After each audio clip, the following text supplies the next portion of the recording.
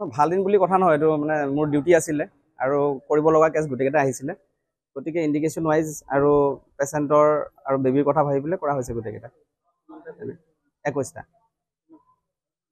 এতিয়া মইতো কৰা সময়ততো এটাকে কেছ একচুৱেলি কৰিলে যদি গোটেইবিলাক ঠিক ঠাক থাকে মানে আমাৰ মানে মেক্সিমাম 20 মিনিট বা 25 মিনিট এনেকুৱা লাগে। আৰু কিন্তু তাকে এতিয়া কোনোবাই কিবা কমপ্লেইন কৰিছে, বাইদেউ চকচ কৰিছে মোক যে ইমান কম সময়ৰ ভিতৰত 21টা কেনেকৈ কৰিলে। সেইটো 21টা কম সময়ত কৰাটো একো ডাঙৰ কথা নহয়, কাৰণ আগে পিছে ময়ো এনেকুৱা কৰি আছোঁ, অইনবিলাক ডক্টৰেও কৰি আছে এইবিলাক। কিন্তু বাইদেউ এইটো প্ৰশ্ন কৰিছে ষ্টাৰিলাইজেশ্যন বস্তুখিনি কেনেকৈ কৰিলে। চ' আমাৰ একচুৱেলি অ'টিত 2খন টেবুল আছে, আমি অল্টাৰনেটকৈ কৰোঁ আৰু এইটো কৰালৈ সিটো আমাৰ ষ্টাৰিলাইজেশ্যন হৈ যায় সেইখিনি সময়ত। চ' কিন্তু ইয়াত লাগিছে কোনোবা বেলেগ মানুহ জড়িত আছে, পিছত তেওঁলোকে লগাইছে।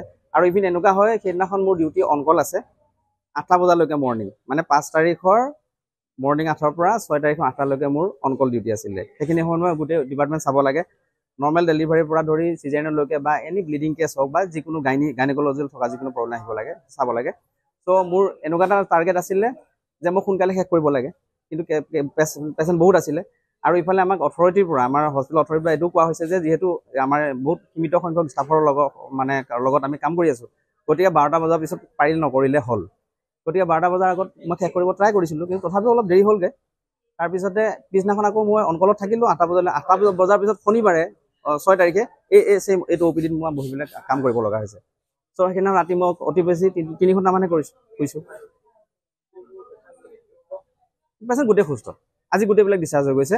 2জনী আছে ভৰ্তি হৈ, মই ডাটাটো লৈ আছোঁ ফটো মাৰি পেলাই।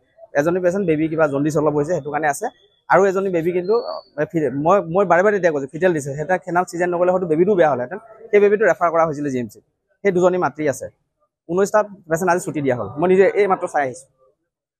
কি কয় বেবীটোৰ কমপ্লেইন কোনে কৰিছে মই নাজানো, কিন্তু মোক চকচ ADC বাইদেউ খুজিছে, ADC হেল্থে খুজিছে যে ইমান কম সময়ত কেনেকৈ কৰিলে আৰু ষ্টাৰিলাইজেশ্যন কৰা হৈছিল নে নাই। কিন্তু মই এইটো পেচেণ্টৰ সুস্থতাৰ কাৰণে, পেচেণ্টৰ ভালৰ কাৰণে প্ৰত্যেকজন ডক্টৰে যিখিনি কেয়াৰ লয় সেইখিনি ময়ো লৈছোঁ। কিন্তু কথা এইটো যে মই অলপ ফাষ্ট কৰিলোঁ, আৰু মই এনেও ফাষ্ট কৰিব পাৰোঁ, সেইটো মই বহাই কৰা কথা নহয়। আৰু শুনিলে আকৌ বেলেগে বহুতে হানে মোক, যদি মই একদম পুৰা ফ্ৰেংকলি ভালকৈ কৰোঁ, নৰ্মেলি কৰোঁ, পেচেণ্ট যদি ন' কমপ্লিকেশ্যন, তেতিয়াহ'লে 15 মিনিটত হৈ যায়, 15 মিনিটত হৈ যায়।